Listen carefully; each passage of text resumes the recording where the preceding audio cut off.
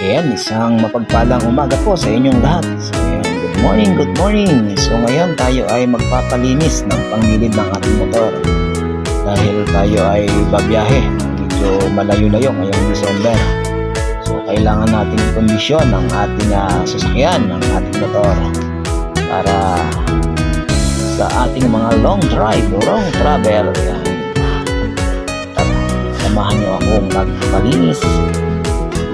At siguradong malayo na naman ang mararating ng aking si Sky 25. So, dito ako ngayon sa isang branch ng motorcycle.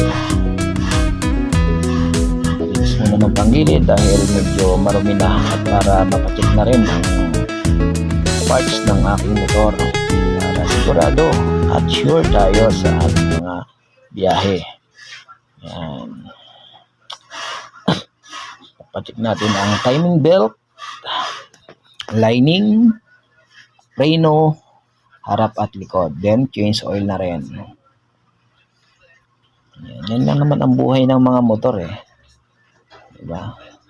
Alagang alaga. Pag mahal mo, ingatan at alagaan mo. So yan, sinidouble check na ang ating belt para sa gayon ay titingnan kung okay pa ba or okay ka?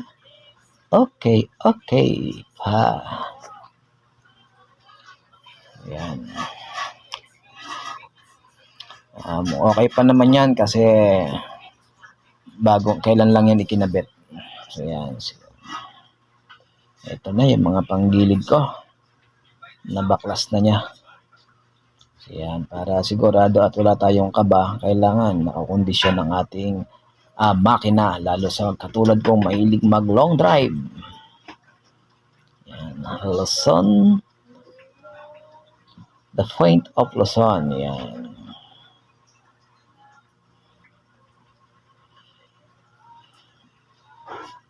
Inagahan ko para ako yung mauna. Kasi pag ako ang nahuli, naku po, baka mag-alanganin na. Yan, para sa isang mahabang biyahe, kailangan natin ng pasigurado. Yan. Hindi lang tayo puro gamit.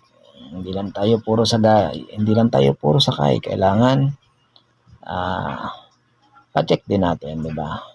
Pa-check din natin paminsan-minsan.